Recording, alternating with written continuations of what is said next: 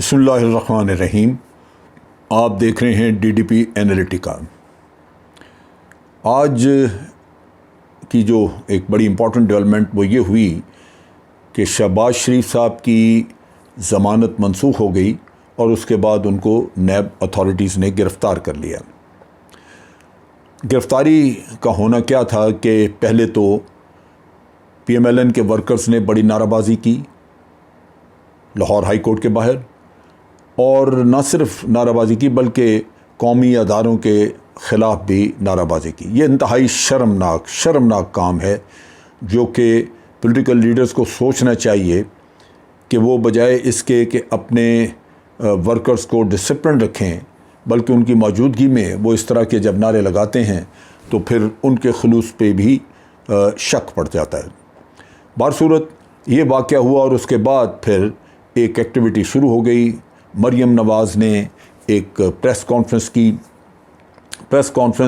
اس میں وہی الزامات، گلے شکوے اور اس کا لنک وہی میاں صاحب کی تقریر سے جو انہوں نے کچھ دن پہلے آل پارٹیز کانفرنس کے سلسلے میں کی تھی۔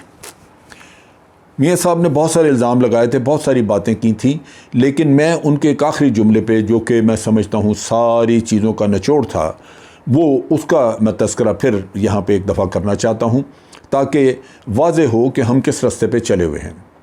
میاں صاحب نے کہا کہ آج سے ہماری جنگ اس حکومت کے یعنی عمران خان کے خلاف نہیں بلکہ ان کے خلاف ہے جو اس کو لے کے آئے ہیں، اور اس سے ان کی مراد پاکستان آرمی تھی، کیونکہ یہاں پہ مشکل یہ ہے کہ جب یہ ہار جاتے ہیں، جو بھی ہارتا ہے پاکستان میں، اس کو کبھی توفیق نہیں ہوئی کہ وہ اپنے اعمال کو دیکھے، اپنے کرتوت دیکھے کہ میں نے کیا کیا۔ وہ کوئی نہ کوئی بہانہ، کوئی نہ کوئی ایسا سلسلہ ڈھونڈتا ہے جس کے اوپر الزام ڈال دیا جائے اور یہ کہا جائے کہ ہم تو اچھے تھے لیکن ہمیں اس وجہ سے ہرایا گیا۔ یہی چیز جب وہ جیت جاتے ہیں تو یہ ادارے بھی ان کے لیے ٹھیک ہوتے ہیں، ان کے لیے تمام سسٹم درست ہے کیونکہ وہ جیت گئے۔ یہ وہ شرمناک قسم کا رویہ ہے جس نے اس ملک کی سیاست کو زہر آلود کر کے رکھا ہوا ہے۔ یہاں پہ آپ اس جملے کو ذہن میں رکھیے کہ اب ہماری جنگ ان کے خلاف ہے جو لے کے آئے۔ یہی کام بھارت کرتا ہے، بھارت کی بھی جنگ تو اسی کے خلاف ہے۔ آپ کی افواج مشرقی اور مغربی سرحدوں پہ دونوں جگہ پہ لڑ رہی ہیں، ایک طرف بھارت کے پالتو وہ دہشت گرد جو کہ افواج پاکستان پہ حملے کرتے ہیں، اور دوسری طرف بھارت کی اپنی افواج جو ہماری مغربی سرحدوں پہ مشرقی سرحدوں پہ جو جنگ کر رہی ہیں۔ ان حالات میں اگر آپ کا کوئی سیاستدان یہ کہے، لیڈر تو یہ نہیں ہے کیونکہ یہ تو پولیٹیکل پارٹیوں کے پروپرائٹرز ہیں، یہ مالکان ہیں، کیونکہ پولیٹیکل پارٹیز ان کی خاندانی جائیداد ہے، ان کی میراث ہے، اور اس کو ہم یہ کہہ سکتے ہیں کہ یہ پولیٹیکل پارٹی نہیں بلکہ پرائیویٹ لمیٹڈ کمپنی ہے۔ تو ان کمپنیوں کے مالکان جو ہیں وہ اگر یہ کہہ دیں کہ اب ان کی جنگ افواج پاکستان کے خلاف ہے تو پھر آپ ان کے بارے میں کیا کہیں گے؟ کیا ان کو دشمن تصور کرنا پھر جائز نہیں ہوگا؟ یہ وہ چیز ہے جس کو میں سامنے رکھ کے بات کرنا چاہتا ہوں کہ اب یہ وقت آ چکا ہے کہ ہم اپنی صفوں میں چھپے ہوئے دشمنوں کو پہچانیں۔ اب ان حالات میں جب یہ پریس کانفرنس ہوتی ہے اور اس میں پھر وہی الزام تراشیاں، اور پھر کہا جاتا ہے کہ جناب دو چیزیں پھر اس میں جو بات آئی، ایک تو عاصم سلیم باجوہ کا قصہ آیا، بھئی آپ کے پاس اگر کوئی ثبوت ہیں تو عاصم سلیم باجوہ کے خلاف آپ عدالت میں چلے جائیں۔ میاں صاحب کا جب کیس تھا، پاناما کا کیس آیا، نہ وہ نیب لے رہا تھا، نہ کوئی ادارہ اس پہ ہاتھ نہیں لگا رہا تھا، تو عمران خان عدالت میں گیا نا، بالکل آپ بھی چلے جائیں، جا کے دودھ کا دودھ پانی کا پانی، یہ صاف ہو جائے گی چیز۔ لیکن دوسری طرف جو آپ نے بات کی وہ کی آپ نے D G I S P R کے بارے میں، کہ D G I S P R کو یہ بات نہیں کہنی چاہیے تھی، یہ پولیٹیسائز اس نے کر دیا۔ یہ بات اگر اس نے کی ہے تو اس کا یہ کام نہیں تھا، کیونکہ یہ تو ایک ذاتی میٹنگ تھی۔ اور دوسری طرف یہ بھی کہا کہ اگر ساری باتیں جو ہوئی ہیں وہاں پہ 4 گھنٹے کی میٹنگ تھی، اگر ساری باتیں جو ہوئی ہیں اگر ہم وہ بتائیں تو پھر تو یہ ایک طوفان آ جائے گا۔ پہلی بات تو یہ کہ یہ جو بھی بتانا چاہتے ہیں بتائیں، کیونکہ ایک چیز کا مجھے پتہ ہے کہ ان کے منہ سے سچ نکل نہیں سکتا، سچ پشیمان ہو جاتا ہے جب یہ اپنے منہ سے نکالنے کی کوشش کرتے ہیں۔ ان کے منہ سے اگر کچھ نکلتا ہے تو صرف جھوٹ، اور جھوٹ کے پلندے ہیں۔ جو لوگ سپریم کورٹ آف پاکستان کی اتنی عزت کریں کہ اس میں جعل سازی، اس میں فیبریکیٹڈ جعلی ڈاکومنٹس پیش کر سکتے ہیں اور ان کو اس پہ کوئی شرمندگی نہ ہو، ان سے آپ کیا نہیں توقع کر سکتے۔ اب بات یہ ہے کہ ان حالات میں جب آپ D G I S P R کے اوپر تنقید کرتے ہیں تو وہ کیا کرے؟ آپ ہر چیز میں افواج پاکستان کو مورد الزام ٹھہراتے ہیں۔ آپ کو خدا کا خوف نہیں، شرم نہیں آتی آپ کو؟ آپ کے اپنے کام کیا ہیں؟ آپ کو پتہ تھا کہ محمد زبیر وہاں پہ گئے ہیں آپ کے لیے ریلیف کی بات کرنے، جو افواج پاکستان کا کام نہیں ہے، ان کی ذمہ داری نہیں ہے۔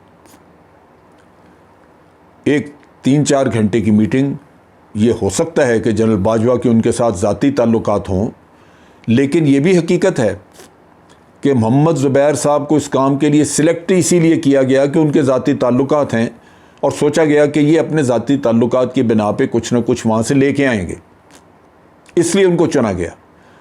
اور دوسری طرف یہ ہے کہ اگر یہ پرائیویٹ ملاقات تھی تو اس میں D G I S I کیا کر رہا تھا؟ D G I S I جو بیٹھے تھے تو وہ پھر ذاتی دوستی کا تو اس میں مسئلہ نہیں رہتا ہے، تو لازمی بات ہے کہ آپ کوئی ایسی بات کرنے آئے ہیں جس میں کہ ان پٹ کی ضرورت تھی D G I S I کی۔ تو میرا خیال ہے کہ عوام کو دھوکہ دینا چھوڑ دیں۔ D G I S P R کو ضرورت اس لیے پیش آئی کہ وہ اپنی افواج پاکستان کی پوزیشن واضح کرے، وہ ان کے اسپوکس پرسن ہیں، وہ ان کو بتانا ہے، انہی کی ذمہ داری ہے کہ وہ پوزیشن واضح کرے۔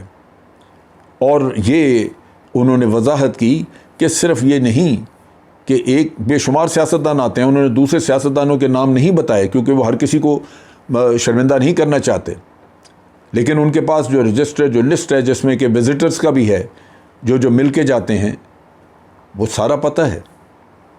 مجھے ایک پروگرام میں کسی نے کہا کہ جی آرمی آئی ایس آئی بھی ان کو بلاتی ہے۔ بھی آئی ایس آئی بلاتی ہے، آپ کیوں جاتے ہیں؟ اگر آپ کا ایمان اتنا مضبوط، آپ سمجھتے ہیں کہ آپ کو نہیں جانا چاہیے، یہ غلط کام ہے، تو آپ کیوں جاتے ہیں؟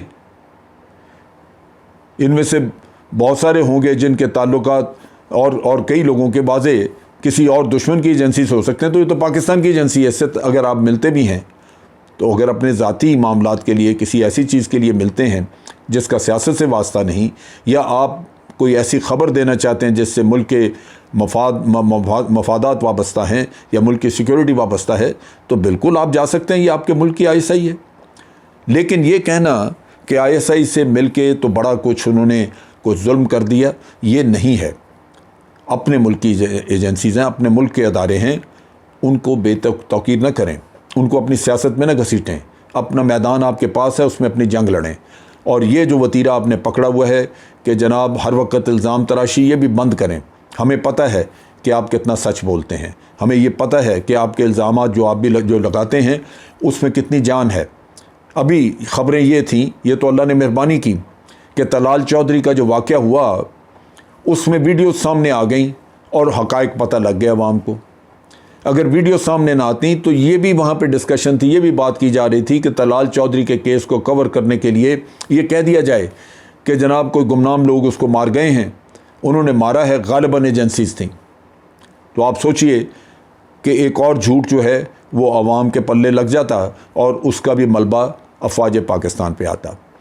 یہ صورتحال ہے جو پاکستان کے عوام کو سمجھنی چاہیے، دیکھنی چاہیے، اور ان تمام لوگوں کا، وہ سیاستدان ہو، فوجی ہو، کوئی ہو، جو ملک کے اداروں کو بے توقیر کرنے کی کوشش کرتا ہے، اس کی مذمت کی جائے، اس کا بائیکاٹ کیا جائے اور اس کو اس کے گھر تک پہنچایا جائے۔